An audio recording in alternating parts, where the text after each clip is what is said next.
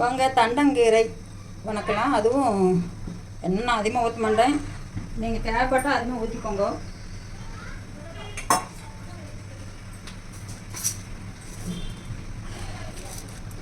ஆந்திரா ஸ்டைலில் பண்ணுறேன், ஏன்னா அது கொஞ்சம் டிஃப்ரெண்ட்டாக இருக்குதுல்ல, பார்க்கலாம். நம்ம தேங்காய் போட்டு வணக்குவோம், எண்ணெய் ஊற்றிட்டுனா அதுக்கப்புறம் பச்சைக்கடலை பருப்பு உளுந்து பருப்பு கொஞ்சம் போட்டுக்கோங்க.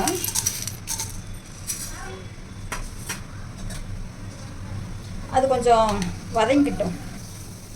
இப்போ கடுகு போட்டுக்கலாம். கடுகு கொஞ்சம் நான் அதிகமாக போடுவேன், ஏன் அப்படின்னா எனக்கு சுகர் இருக்கிறதுனால. சுகர் இருக்கிறவங்க கீழே விட்டியா, ஐயோ எங்கள் வாண்டு பயங்கர சேட்டை, அதனால் அது கடுகு போட்டு சாப்பிட்டா சுகர் கண்ட்ரோலாக இருக்கும். கடுகு பொடியோடு நீங்கள் பண்ணி சாப்பிட்லாம். நான் பெரிய டாக்டர் ஆகிட்டுங்கோ, 4 பேர்த்த நான் கொண்டதுக்கப்புறத்த டாக்டர் ஆவான்னு சொல்லுவாங்கள்ல, அந்த மாதிரி நான் வந்து இதாகிட்டேன் பாருங்கள். இருங்க, கருவேப்பிலை கொஞ்சம் போட்டுக்கலாமே. அப்புறம்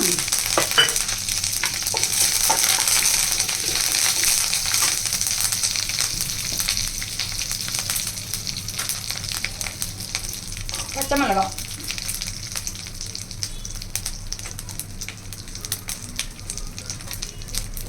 ஒரே ஒரு வரமிளகா. இந்த வெள்ளைப்பூண்டு இப்போ தட்டி வச்சுக்கோங்க. நம்ம உளிச்சு தானே போடுவோம், அந்த மாதிரி போட வேண்டியதில்லை. இப்போ தட்டி வச்சுக்கிட்டிங்கன்னா உங்களுக்கு டேஸ்ட் நல்லாயிருக்கும். அந்த தோலோடு சாப்பிட்றப்போ டேஸ்ட் நல்லாயிருக்கும். நீங்கள் தனியாக வந்துடும், நீங்கள் சாப்பிட்றதுக்குள்ள அந்த இது வந்து தனியாக தோல் விட்டு வந்துடும். நம்ம எடுத்து கீழே வச்சுக்கலாம். தோலில் நிறைய விட்டமின்ஸ் இருக்குதுங்க, உங்களுக்கு தெரியாதுன்னு சொல்லுங்க.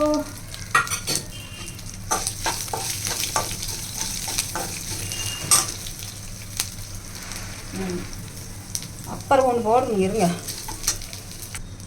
லாஸ்ட்டில் கொத்தமல்லி தழை போட்டுக்கோங்க. இது அப்படி வதக்கிற வேண்டியதான். நம்ம போட்டு லாஸ்ட்டில் போட்டு சோப்பு அதெல்லாம் இல்லை. கொத்தமல்லி தழை போட மாட்டாங்க. நான் எதுக்கு போடுறேன் அப்படின்னா, அதுவும் ஒரு நம்ம வந்து சட்னி அரைச்சி சாப்பிட முடியல அப்படிங்கிற போது இந்த மாதிரி போட்டு சாப்பிட வேண்டியது. எனக்குள்ள 2 போட்டு எண்ணெயே இருக்காது பாருங்க, எண்ணெய் இல்லை, நான் இப்படி தான் யூஸ் பண்ணுவேன். 2வது வந்து சுகர் இருக்கிறதுனால அந்த கொத்தமல்லி தழை போட்டால் கொஞ்சம் நல்லாயிருக்கும். என்ன பண்ணுது இல்லை,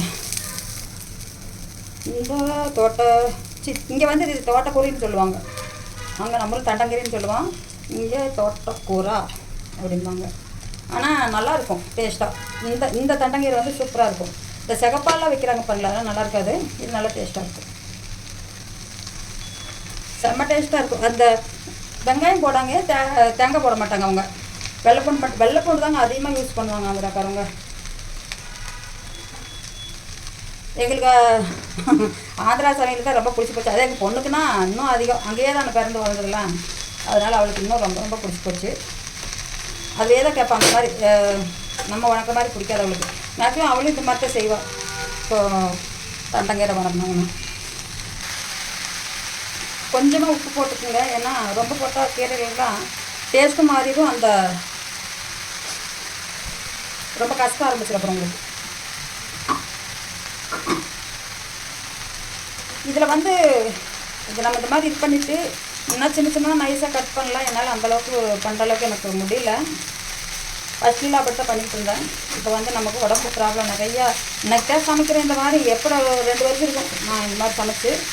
இதுக்கிட்டே இப்படி தான் பண்ண முடியாதையே.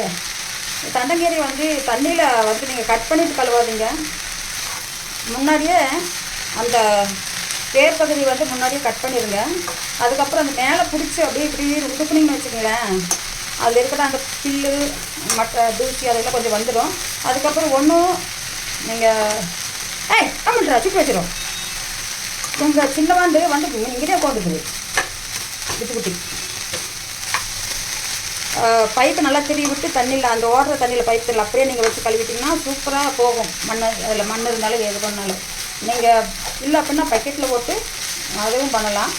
அது பக்கெட்டில் போட்டு இந்த மாதிரி கொஞ்சம் கொஞ்சமாக பிடிச்சி அந்த பைப்பு கிட்ட வச்சு நல்லா கழுவி, அதுதான் பெஸ்ட்டு. ஒரு 10 தண்டங்கீரை கையில் எடுத்து அப்படியே கழுவி ஒரு பாத்திரத்தில் வச்சுக்கிட்டிங்கன்னா நீட்டாக இருக்கும். அதுக்கப்புறம் கொஞ்சம் நேரம் அப்படியே விட்டுட்டிங்கன்னா தண்ணி வடிஞ்சிருமா. வடிஞ்சதுக்கப்புறம் வச்சு கட் பண்ணிக்கோங்க. கட்டர் இருக்கும், கட்டரில் கட் பண்ணிக்கோங்க. இல்லைன்னா நான் வந்து கையிலே சும்மா அப்படியே சிக்கன் கட் பண்ணிடுவேன். நல்லா உடம்பு வந்து எனக்கு கோணக்குட்டி மேலே போய் போடுறாங்க. உடம்பு வந்து நல்லா இருக்கிற போல் செம்ம சமையல் பண்ணுவேன். டேஸ்ட்டாகவும் இருக்கும் நான் பண்ணுறது. இதே இல்லாமல் முறுக்கு மைசூர் பாகு, இந்த சிக்கன் சமையல், அப்புறம் ஸ்நாக்ஸு சாயந்தரம் சாப்பிட்ற நல்லா பண்ணுவேன். எல்லா சமையலும் தெரியும். சிக்கன் மட்டன்லாம் எங்கள் வீட்டுக்காரர் கூட இருக்கப்போ செஞ்சு தான் ஆகணும், சாப்பிடுவாங்க. எங்கள் பொண்ணும் சாப்பிடுவோம். அதனால் ஃபஸ்ட்டு சாப்பிட்டுட்டு இருந்தேன். இந்த எப்போ நான் சிவனை கும்பிட்றதுக்கு ஆரம்பிச்சுன்னா அப்போ இருந்து விட்டுட்டேன். நான் சொல்லித்தான் வேண்டியிருந்தேன் ஃபஸ்ட்டு சிவன்கிட்ட. அப்புறம் இந்த கொஞ்சம் கஷ்டங்கள் வந்து அவர் இந்த தண்ணி போடுறது தான். தண்ணி நிறைய பிரச்சனை ஒன்றும் இல்லை, ஒரு 10 பைசா பிரயோஜனம் இல்லை, அவ்வளோதான் சொல்ல முடியும். தண்ணி போட்டுட்டு ரொம்ப நான் வந்து வெளியில் வந்து கேவலப்படக்கூடாதுன்னு நினைப்பேன். கௌரவமாக இருக்கணும் அப்படின்னு யோசிச்சு அவங்க வந்து அது ஆப்போசிட்டாக இருக்கும். அப்படி அதனால அப்படி இப்படி 4 போக்கில் வேண்டாம். இருடா அம்மாட்டு போறியா, ஐயோ அங்கேயே இரு. 4 போக்கில் அது வந்து எங்கள் பொண்ணு படிக்கிறதுக்காக கோயம்புத்தூர் போனோம். அப்படியே பிரிஞ்சதுனால அது மறுபடியும் கொஞ்சம் ஃப்ரீயாக தெரிஞ்சுது எனக்கு. ஏன்னா அவ்வளோ டார்ச்சர் ஓடிட்டு இருந்துச்சு வண்டி. அப்போ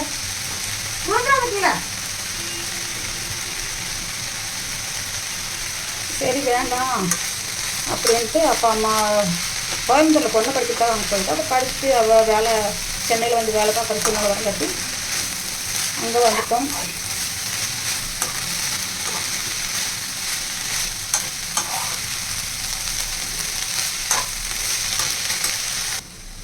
கீரை வந்து ரொம்ப வேக விடாதீங்க. இது கரெக்டாக இருக்கும். அந்த பார்த்தா பச்சை பச்சையாக இருக்குது, ஆனால் இதுதான் பதம். இந்த மாதிரி சாப்பிட்டா மட்டும்தான் உங்களுக்கு விட்டமின்ஸ்லாம் கொஞ்சம் ஓரளவுக்கு இருக்கும், டேஸ்ட் கிடைக்கும். விட்டமின்ஸ் வாங்க ஒரு பக்கம் இருக்கட்டும், டேஸ்ட்டு கிடைக்கும். ரொம்ப அதிக நேரம் வதக்குனீங்கன்னா கடுத்து போயிடும், டேஸ்ட் எல்லாம் ஒரு மாதிரி போயிடும். அவ்வளோதான். இது நிப்பாட்டிட்டு அடுப்பை நிப்பாட்டியாச்சும் அந்த சூட்டுலேயே அது கொஞ்சம் கவர் ஆகிக்கும்.